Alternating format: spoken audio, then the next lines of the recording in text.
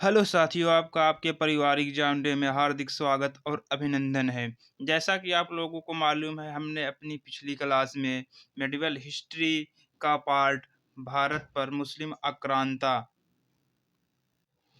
Part को cover किया था और आज हम इसी कड़ी में आगे बढ़ते हैं और हमारा आज का टॉपिक है दिल्ली सल्तनत और उसमें भी आज का टॉपिक है गुलाम वंश। चलिए आज की क्लास का आगाज करते हैं। पहला सवाल, गुलाम वंश का संस्थापक कौन था? इल्तुतमिश, अलाउद्दीन खिलजी, बलबन, कुतुबुद्दीन ऐबक। आपका सही जवाब होगा option number D, Qutubuddin Aibak.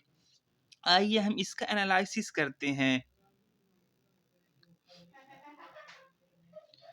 1206 से 1290 ईस्वी तक दिल्ली सल्तनत के सुल्तान गुलाम वंश के सुल्तानों के नाम से विख्यात हुए, जिसका संस्थापक कुतुबुद्दीन ऐबक था। क्या जिसका संस्थापक कुतुबुद्दीन ऐबक था? यद्यपि वो एक वंश के नहीं थे, वे सभी तुर्क थे तथा उनके वंश पृथक पृथक थे। साथ ही वे स्वतंत्र माता पिता के संतान थे। अतः इन सुल्तानों का गुलाम वंश के सुल्तान कहने के स्थान पर प्रारंभिक तुर्क सुल्तान या दिल्ली के ममलूक सुल्तान कहना अधिक उपयुक्त है। यानी कि हमारा जवाब option number D, Qutubuddin Aibak सही होगा। हम अपने अगले सवाल की तरफ बढ़ते हैं।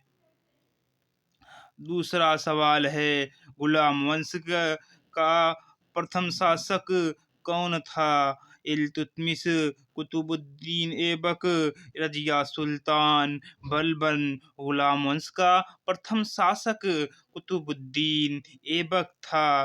क्या कुतुबुद्दीन ऐबक था? इसका एनालिसिस करते हैं।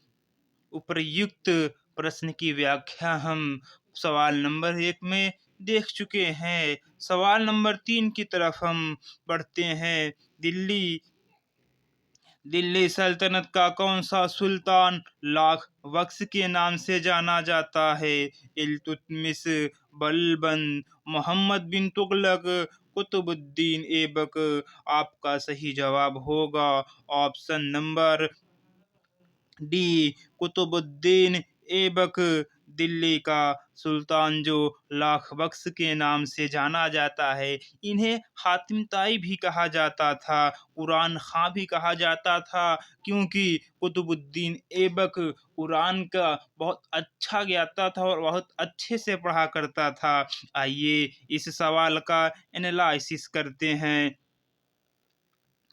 अपनी उदारता के कारण कुतुबुद्दीन ऐबक इतना अधिक दान करता था कि उसे लाख बख्श के नाम से पुकारा गया। लाख बख्श यानी कि लाखों का दान करने वाला। यदि व्यक्ति किसी दानशीलता की प्रशंसा करते थे तो उसे अपने युग का ऐबक पुकारते थे। इसकी एक उपाधि कुरान खां भी थी। ऐबक को साहित्य से अनुराग था और स्थापत्य कला में रुचि थी। तत्कालीन विद्वान हसन निजामी और फक्र मुदब्बिर को उसका संरक्षण प्राप्त था। उन्होंने ऐबक को अपने ग्रंथ समर्पित किए थे। ऐबक ने दिल्ली में कुव्वतुल इस्लाम और अजमेर में 2.5 दिन का झोपड़ा। क्या कुतुबुद्दीन ऐबक ने दिल्ली में कुव्वतुल इस्लाम और अजमेर में 2.5 दिन का झोपड़ा नामक मस्जिद का निर्माण करवाया था? उसने दिल्ली में स्थित कुतुब मीनार का निर्माण का कार्य प्रारंभ किया, जिसे इल्तुतमिश ने पूरा करवाया। ध्यातव्य है कि ऐबक ने सुल्तान की उपाधि नहीं ली, किंतु प्रश्नानुसार हमारा विकल्प ऑप्शन नंबर डी सही है, कुतुबुद्दीन ऐबक। अगला सवाल, 2.5 दिन का झोपड़ा क्या है? मस्जिद, संत की झोपड़ी, मंदिर या मीनार? तो आपका सही जवाब होगा ऑप्शन नंबर ए, मस्जिद। 2.5 दिन का झोपड़ा एक मस्जिद है जो कि कुतुबुद्दीन ऐबक ने बनवाया था। जबकि वो प्रारंभिक में एक संस्कृत विश्वविद्यालय हुआ करता था, विश्वविद्यालय था जिसे कुतुबुद्दीन ऐबक ने तोड़कर उसे मस्जिद बनवाया, जो कि अजमेर में स्थित है। हम अपने अगले सवाल की तरफ बढ़ते हैं। कुव्वतुल इस्लाम मस्जिद तथा अढ़ाई दिन का झोपड़ा क्रमशः स्थित है दिल्ली एवं लाहौर में, अजमेर एवं दिल्ली में, लाहौर एवं अजमेर में, दिल्ली एवं अजमेर में। यानी हम अपने सवाल को देखते हैं कि कुव्वतुल इस्लाम मस्जिद यानी कि दिल्ली में स्थित है, तो हमारा ऑप्शन नंबर ए और डी मिल रहा है। जबकि अढ़ाई दिन का झोपड़ा अजमेर में है, तो इस तरह हमारा ऑप्शन नंबर डी सही उत्तर होगा। हम अगले सवाल की तरफ बढ़ते हैं। हमारा अगला सवाल, निम्नलिखित में से किसने प्रसिद्ध कुतुब निर्माण के निर्माण में योगदान नहीं दिया? कुतुबुद्दीन ऐबक, इल्तुतमिश, गयासुद्दीन तुगलक, फिरोज शाह तुगलक। हम इसका एनालिसिस करते हैं और हम इसकी व्याख्या सही। कुतुब मीनार का निर्माण कुतुबुद्दीन ऐबक ने आरंभ किया और इसका निर्माण कार्य इल्तुतमिश के कार्यकाल में पूरा हुआ। फिरोज शाह तुगलक के शासनकाल में इसकी चौथी मंजिल को काफी हानि पहुंची थी, जिस पर फिरोज ने चौथी मंजिल के पुनर्निर्माण के साथ साथ पांचवी मंजिल का भी निर्माण करवाया। गयासुद्दीन तुगलक ने इसके निर्माण में कोई योगदान नहीं दिया, इसलिए इस सवाल का सही जवाब option number C, Ghiyasuddin Tughlaq. हम अपने अगले सवाल की तरफ बढ़ते हैं। सवाल नंबर 7, कुतुब मीनार किसके द्वारा पूरा किया गया?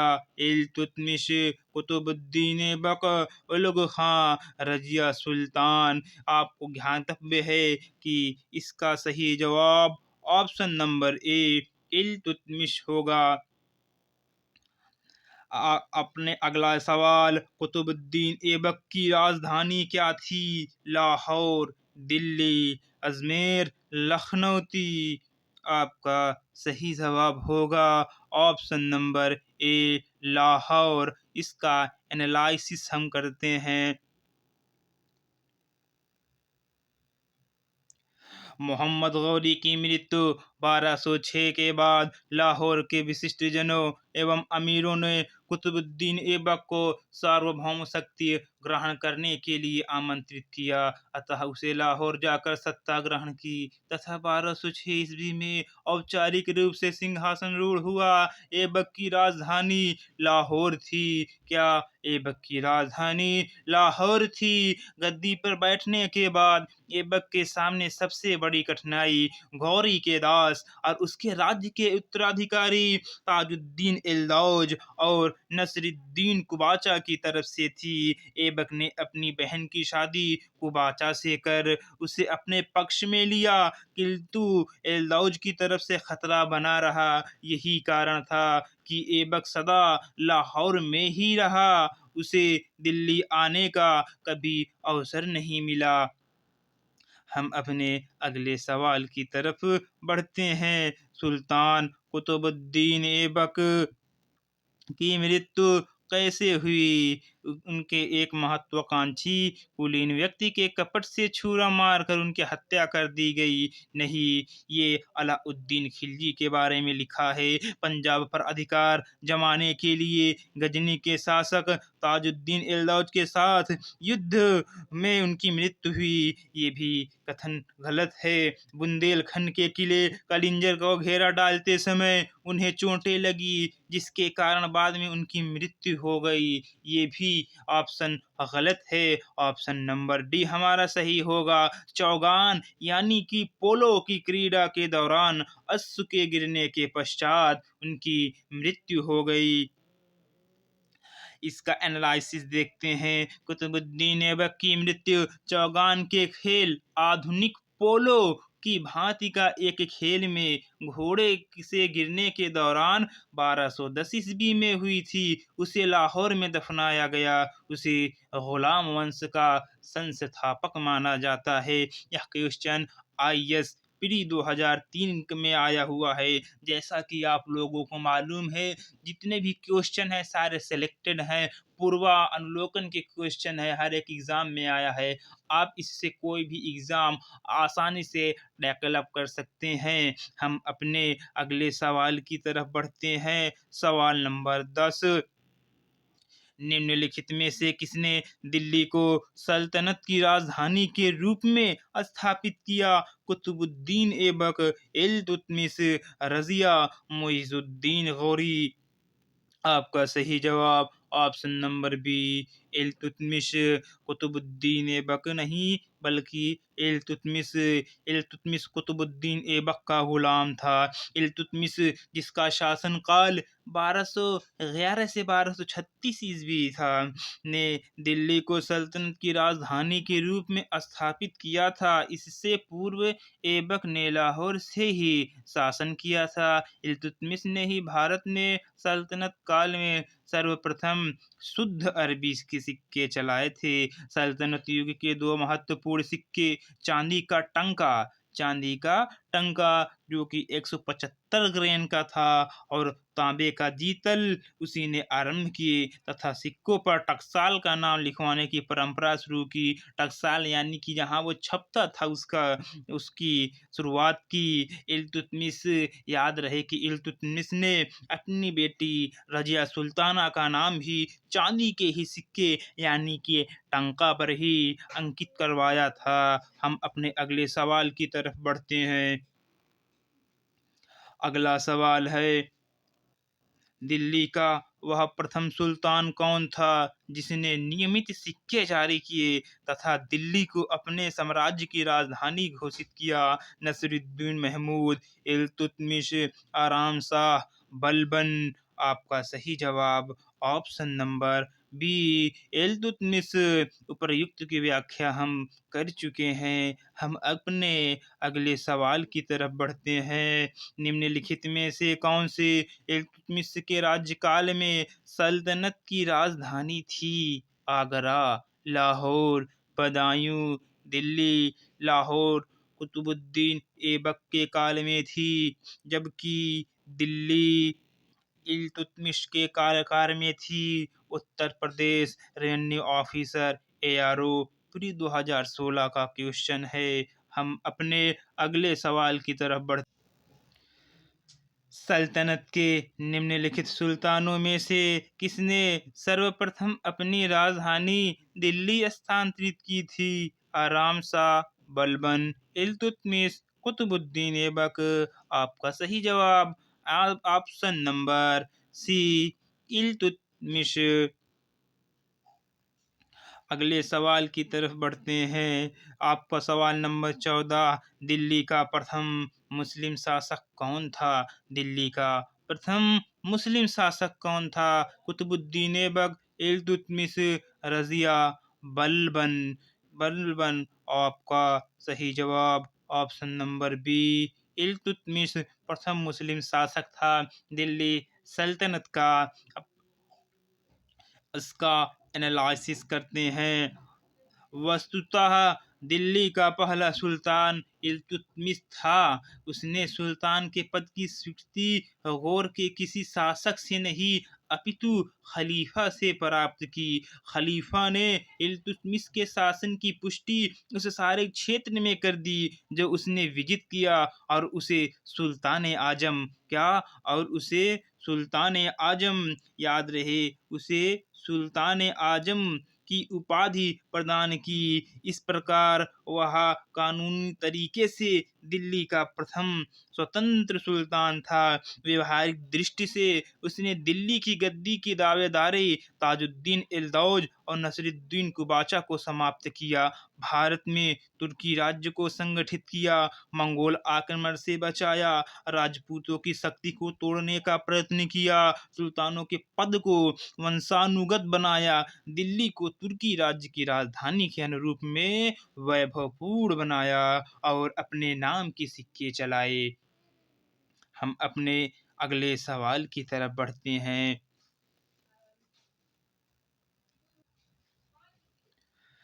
आपका सवाल नंबर 15, मुस्लिम शासक जिसका साम्राज्य दारुल इस्लाम का एक भाग माना जाता था, बलबन, रजिया, इल्तुतमिश, नसरुद्दीन उपर्युक्त में से कोई नहीं या एक से अधिक? आपका सही जवाब ऑप्शन नंबर सी, इल्तुतमिश।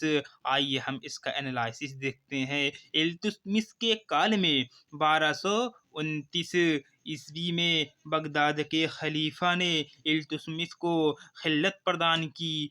तो अब सल्तनत सैद्धांतिक रूप से बगदाद के खलीफा के अधीन दारुल इस्लाम का एक भाग बन गया था। याद रहे, हम एक बात बताना चाहते हैं कि इल्तुतमिश ने कहा था भारत को दारुल इस्लाम में परिवर्तित नहीं किया जा सकता, क्योंकि यहाँ मुस्लिम यानी मुस्लिम आबादी दाल में नमक जैसी है, क्योंकि यहाँ मुस्लिम आबादी दाल में नमक के समान है, जो कि यहाँ इसका कोई अस्तित्व नहीं हो सकता। हम अपने अगले सवाल की तरफ बढ़ते हैं।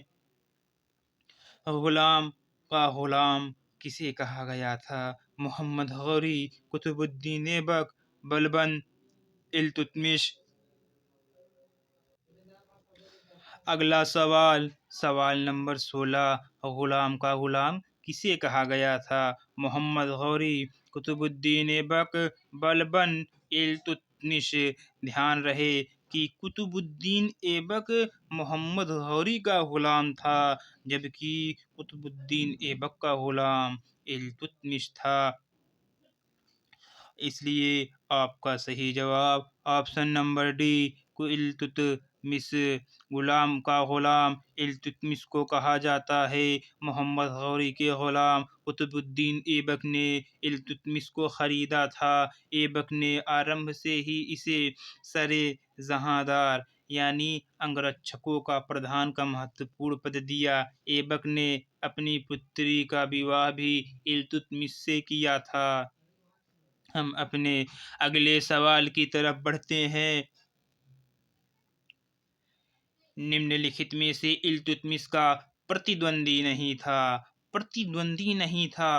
ताजुद्दीन इल्दौज, नसरुद्दीन कुबाचा, अली मर्दान, मलिक अल्तूनिया।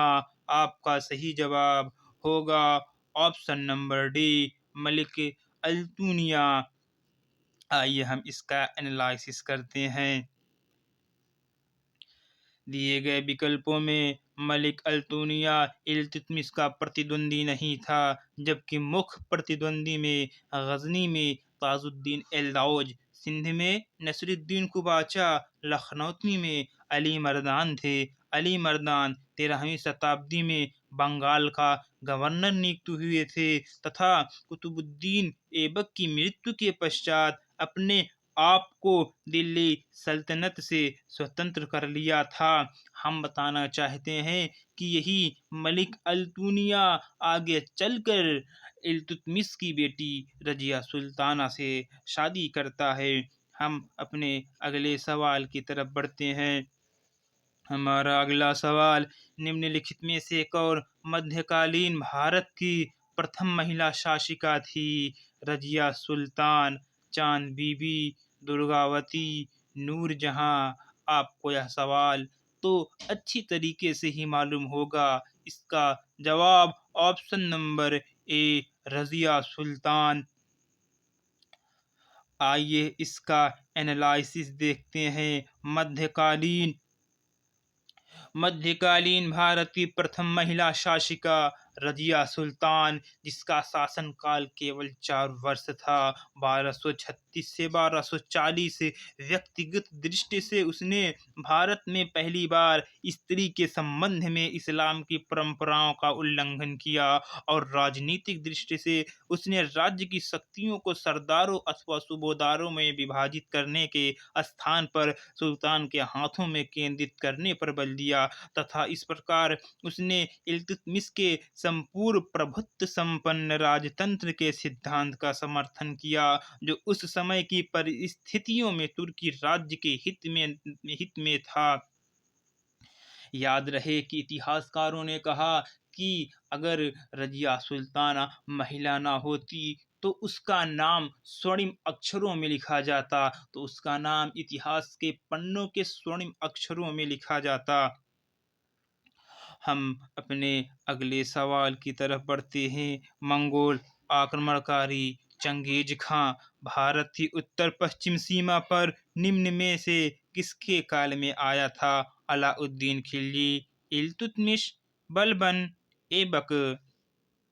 आपका सही जवाब है ऑप्शन नंबर बी, इल्तुतमिश। सबसे पहले मंगोलों का आक्रमण इल्तुतमिश के शासन काल में ही हुआ। हम अपने आने वाली क्लासों में इसका भी जिक्र करेंगे कि सबसे पहले मंगोल आक्रमण किसके शासन काल में हुआ? इल्तुतमिश।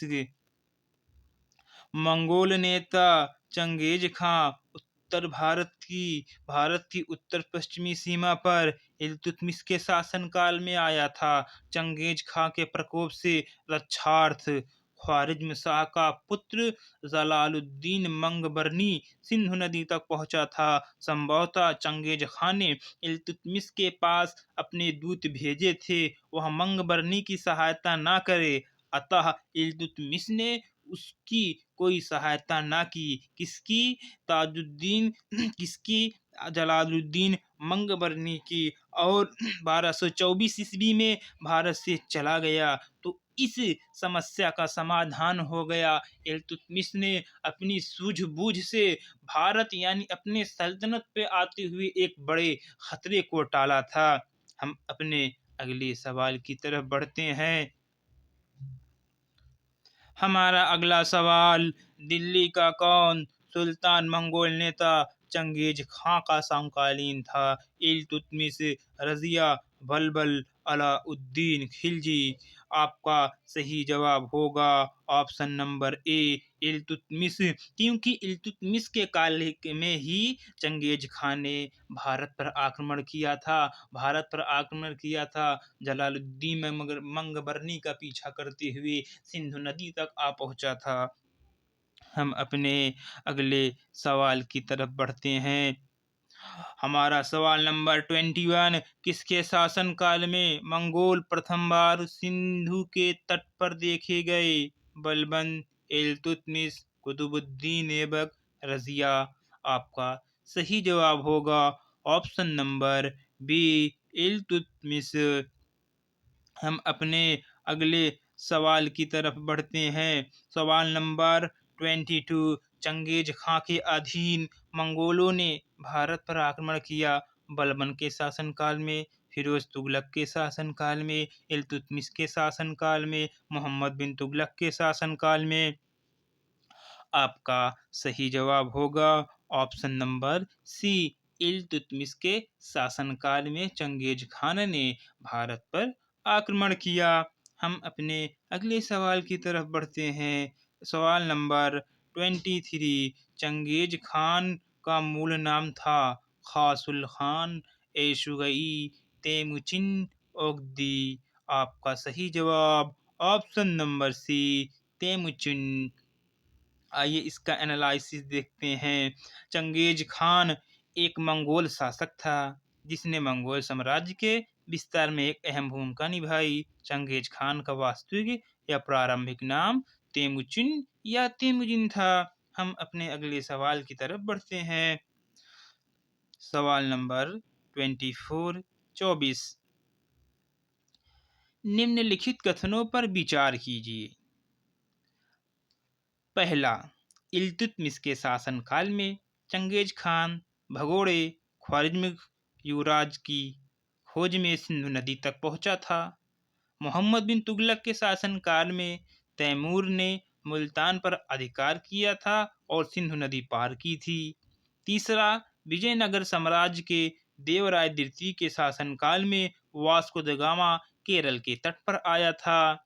उपर्युक्त में से कौन सा या कौन से सही हैं? आपका सही जवाब केवल एक और दो, केवल तीन और केवल दो और तीन। हम इसकी बात करते हैं। इसका सही जवाब होगा ऑप्शन नंबर ए। क्या? Option number A. इल्तुतमिश के शासनकाल में चंगेज खान भगोड़े ख्वारिज़्म युवराज यानी कि जलालुद्दीन मंगबरनी की खोज में सिंधु नदी तक पहुंचा था। मोहम्मद बिन तुगलक के शासनकाल में ऐसी कोई घटना न हुई, जबकि वास्को डी गामा 1498 में आया भारत, न कि विजयनगर साम्राज्य के अधीन आया था। वो मॉडर्न हिस्ट्री यानी कि मेडिवल समाप्त होने के बाद आएगा वास्को डी गामा। हम अपने अगले सवाल की तरफ बढ़ते हैं। सवाल नंबर, इसका एनालिसिस भी कर लेते हैं। इल्तुतमिश के शासनकाल में भारत के तुर्की राज्य को मंगोलों के आक्रमण की संभावना से एक महान संकट उत्पन्न हुआ। इल्तुतमिश के शासनकाल में मंगोल शासक चंगेज खान भगोड़े ख्वारिज्म युवराज जलालुद्दीन मंगबरनी का पीछा करते हुए सिंधु नदी तक पहुंचा था। अतः कथन एक सत्य है। 1398 ईस्वी में तैमूर ने भारत पर आक्रमण किया था। तैमूर ने नसीरुद्दीन महमूद के शासनकाल में मुल्तान पर अधिकार करके सिंधु नदी पार की थी। इस प्रकार तैमूर के आक्रमण के समय दिल्ली का सुल्तान नसीरुद्दीन महमूद था, न कि मोहम्मद बिन तुगलक। अतः कथन दो असत्य। विजयनगर साम्राज्य देवराय द्वितीय के शासनकाल में ईरान का राजदूत अब्दुल रज्जाक विजयनगर आया था। 1498 ईस्वी में पुर्तगाल का यात्री वास्को द गामा केरल के तट पर पहुंचा था। उस समय विजयनगर पर नरसा नायक के पुत्र तिम्मा का शासन था। अतः कथन 3 असत्य है। विजयनगर के जब वहां पर देवराय द्वितीय का शासन था, उस समय वास्को डी गामा नहीं बल्कि अब्दुल रज्जाक आया था। हम अपने अगले सवाल की तरफ बढ़ते हैं। इल्तुतमिश ने बिहार में अपना प्रथम सूबेदार नियुक्त किया था। एवाज नसरुद्दीन महमूद अली मर्दान मलिक जानी। आपका सही जवाब मलिक जानी, ऑप्शन नंबर डी मलिक जानी। आइए इसका एनालिसिस करते हैं। क्या है इसका एनालिसिस? इल्तुतमिश ने बिहार शरीफ एवं बाढ़ पर अधिकार कर राज महल की पहाड़ियों में तेलिया गढ़ी के समीप हिसामुद्दीन एवाज को पराजित किया। एवाज ने इल्तुतमिश की अधीनता स्वीकार कर ली। इल्तुतमिश ने एवाज के स्थान पर मलिक जानी को बिहार का सूबेदार नियुक्त किया। हम अपने अगले सवाल की तरफ बढ़ते हैं। सवाल नंबर 26, रजिया बेगम को सत्ता युक्त करने में किसका हाथ था? अफगानों का, मंगोलों का, तुर्कों का, अरबों का? आपका सही जवाब ऑप्शन नंबर सी तुर्कों का, जबकि वहाँ अफगान, मंगोल और अरब से कोई संबंध नहीं है। इसका एनालिसिस हम देखते हैं। रजिया बेगम को सत्ताच्युत करने में तुर्कों का हाथ था। उन्होंने भटिंडा के गवर्नर मलिक अल्तुनिया के नेतृत्व में रजिया के विरुद्ध विद्रोह कर उसे सत्ता से हटाया। यही अल्तुनिया बाद में रजिया सुल्ताना से शादी करता है। हम अपने अगले सवाल की तरफ बढ़ते हैं। सवाल नंबर 27, दिल्ली के सुल्तान बलबन का पूरा नाम बलबन था। जलालुद्दीन बलबन, इल्तुतमिश बलबन, गयासुद्दीन बलबन, कुतुबुद्दीन बलबन? आपका सही जवाब option number C Ghiyasuddin Balban. आइए इसका एनालिसिस भी करते हैं। सुल्तान बलबन का पूरा नाम गयासुद्दीन बलबन था। बलबन ने 1266 से 1286 ईस्वी तक सुल्तान के रूप में सल्तनत की बागडोर संभाली। उसे उल गुखा के नाम से भी जाना जाता है। उसका वास्तविक नाम बहाउद्दीन था। इल्तुतमिश की भांति वह भी इलबरी जनजाति का तुर्क था। हम अपने अगले सवाल की तरफ बढ़ते हैं। सवाल नंबर 28, दिल्ली के किस सुल्तान के विषय में कहा गया है कि उसने रक्त और लौह की नीति अपनाई थी? इल्तुतमिश, बलबन, जलालुद्दीन फिरोज खिलजी, फिरोज शाह तुगलक? आप इसका सही जवाब बताएं। इसका सही जवाब होगा ऑप्शन नंबर बी बलबन। आइए इसका एनालिसिस भी हम देखते हैं। बलबन के विषय में कहा गया है कि उसने रक्त और लौह की नीति अपनाई थी। बलबन के राजत्व सिद्धांत की दो मुख्य विशेषताएं थी। प्रथम, सुल्तान का पद ईश्वर के द्वारा प्रदत्त होता है, और द्वितीय, सुल्तान का निरंकुश होना आवश्यक है। इसके अनुसार सुल्तान पृथ्वी पर ईश्वर का प्रतिनिधि, यानी कि उस अरबी भाषा में नियामत खुदाई है, और उसका स्थान पैगंबर के पश्चात है, यानी हजरत मोहम्मद इस्लाम धर्म के पैगंबर उनके पश्चात है। सुल्तान का कार्य करने की प्रेरणा और शक्ति ईश्वर से प्राप्त होती है। इस कारण जनसाधारण या सरदारों को उसके कार्यों की आलोचना का अधिकार नहीं है। हम अपने अगले सवाल की तरफ बढ़ते हैं। किस दिल्ली सुल्तान ने रक्त एवं लौह की नीति अपनाई? इल्तुतमिश, बलबन, अलाउद्दीन खिलजी, मोहम्मद बिन तुगलक। आपका सही जवाब उपर्युक्त में से कोई नहीं या एक से अधिक, ऑप्शन नंबर ई आपका सही जवाब होगा। Option number B Balban. इसकी हम व्याख्या यानी एनालिसिस कर चुके हैं। हम अपने अगले सवाल की तरफ बढ़ते हैं, जो कथन और कारण पर बेस्ड है। आइए इसको भी हम देखते हैं। नीचे दो वक्तव्य दिए गए हैं। एक को कथन ए और दूसरे को कारण आर कहा गया है। कथन ए क्या है? बलबन ने अपने शासन को शक्तिशाली बनाया और सारी सत्ता अपने हाथ में केंद्रित कर ली। आर जो कि कारण है, वह उत्तर पश्चिम सीमा को मंगोल से सुरक्षित करना चाहता था। आपका ऑप्शन है ए और आर दोनों सही हैं। ए की समुचित व्याख्या आर है। ऑप्शन नंबर बी है ए और आर दोनों सही हैं, किंतु ए की समुचित व्याख्या आर नहीं है। आपका ऑप्शन नंबर सी है। ए सही है किंतु आर गलत है। आपका ऑप्शन नंबर डी है। ए गलत है किंतु आर सही है। आपका सही जवाब ऑप्शन नंबर बी, यानी कि ए और आर दोनों सही है, किंतु ए समुचित व्याख्या आर की नहीं करता। क्यों? आइए इसका एनालिसिस हम इसमें देखते हैं।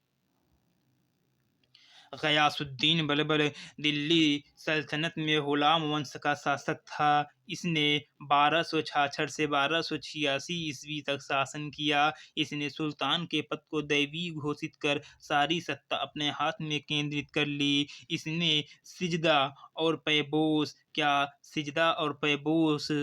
प्रथा की शुरुआत भी की। बलबन ने मंगोलों को आक्रमण के रोकथाम के उद्देश्य से उत्तर पश्चिम सीमा पर सुदृढ़ दुर्गों का निर्माण कराया था। इस प्रकार कथन ए तथा कारण आर दोनों सही है, परंतु आर और ए की सही व्याख्या नहीं है। हम आपको बताना चाहते हैं कि बलबन अपने को कुलीन व्यक्ति मानता था, उच्च कुल में पैदा मानता था, वह गरीबों से बहुत घृणा करता था। जब इसकी मृत्यु हुई तो अमीर सरदारों ने अपने कपड़े फाड़ लिए, और ऐसा कहा जाता है कि 40 दिन तक शोक मनाया, क्योंकि इसकी मृत्यु इसके पुत्र मोहम्मद खां जो मंगोलों के आक्रमण से मारा गया, पुत्र वियोग में इसकी मृत्यु हुई। हम अपने अगले सवाल की तरफ बढ़ते हैं। आपका सवाल नंबर 31। अपनी शक्ति को समेकित करने के बाद बलबन ने भव्य उपाधि धारण की।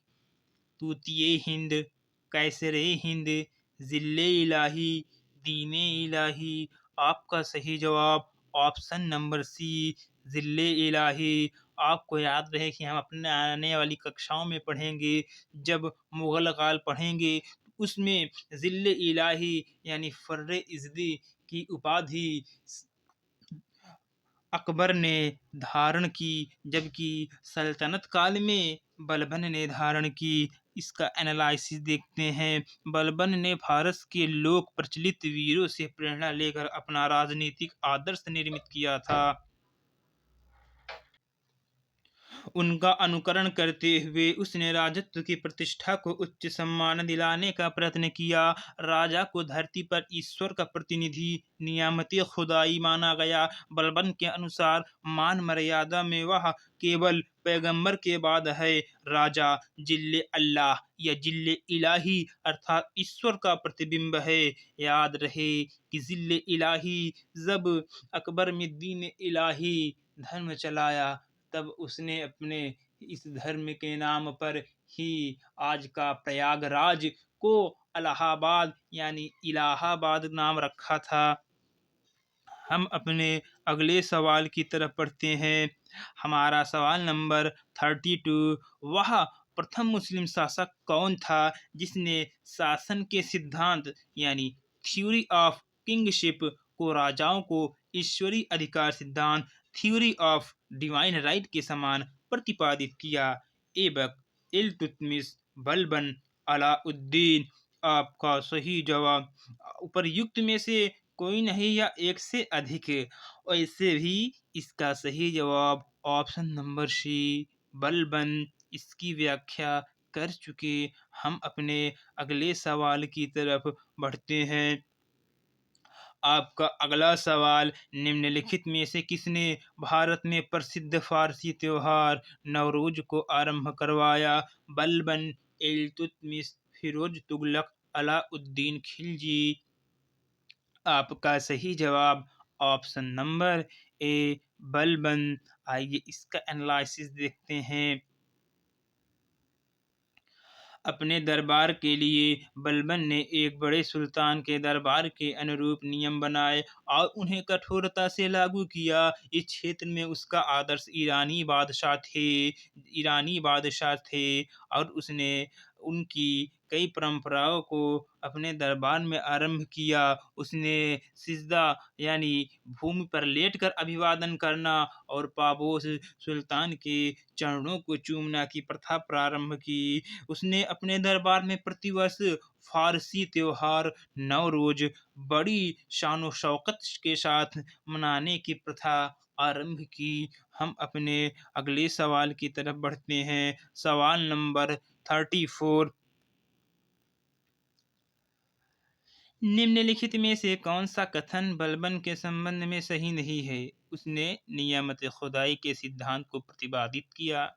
उसने इक्तादारी व्यवस्था का प्रारंभ किया। उसने तुर्काने चहलगानी का प्रभाव समाप्त किया। उसने बंगाल का विद्रोह को दमन किया। आपका सही जवाब ऑप्शन नंबर बी, उसने इक्तादारी व्यवस्था का प्रारंभ किया। यह गलत है। जबकि बलबन का, हम इसका एनालिसिस देखते हैं।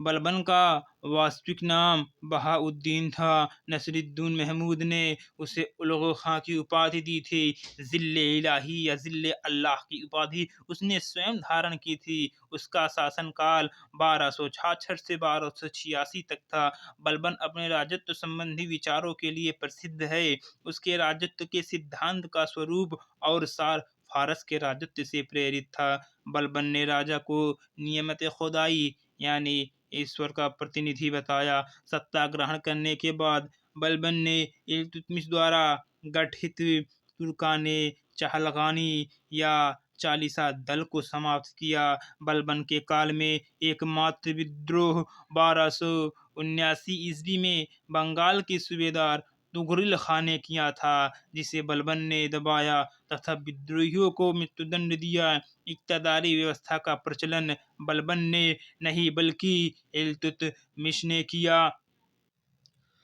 आपको हम यहाँ एक चीज बताना चाहते हैं कि जो चालीसा दल था, जो कि रजिया सुल्तान ने गलती की। अगर उसने यह नहीं किया होता तो बलबन का काल ना आया होता। रजिया सुल्ताना ने एक बारगी यानी कि पूरे इकट्ठे दल पर उन्होंने आक्रमण किया। चालीसा दल एकत्रित हो गया और रजिया सुल्तान के खिलाफ विद्रोह कर दिया। यह उनके जीवन की एक ऐसी भूल थी जो उनको उनके जीवन यानी उनके सत्ता से भी हस्तांतरित कर दी और उनके जीवन से भी।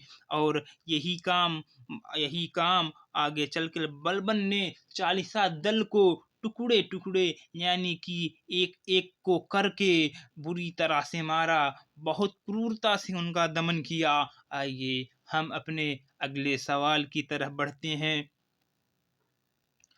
सवाल नंबर 35, निम्नलिखित सुल्तानों में से किसने गढ़ मुक्तेश्वर की मस्जिद की दीवारों पर अपना शिलालेखों में स्वयं को खलीफा का सहायक कहा है? बलबन, कैकुवाद, जलालुद्दीन खिलजी। उपर्युक्त में से कोई नहीं। यूपीआरओ मेंस 2014। आपका सही जवाब ऑप्शन नंबर ए, क्योंकि यही जिले इलाही की उपाधि धारण किया, इसलिए आपका सही जवाब ऑप्शन नंबर ए, बलबन।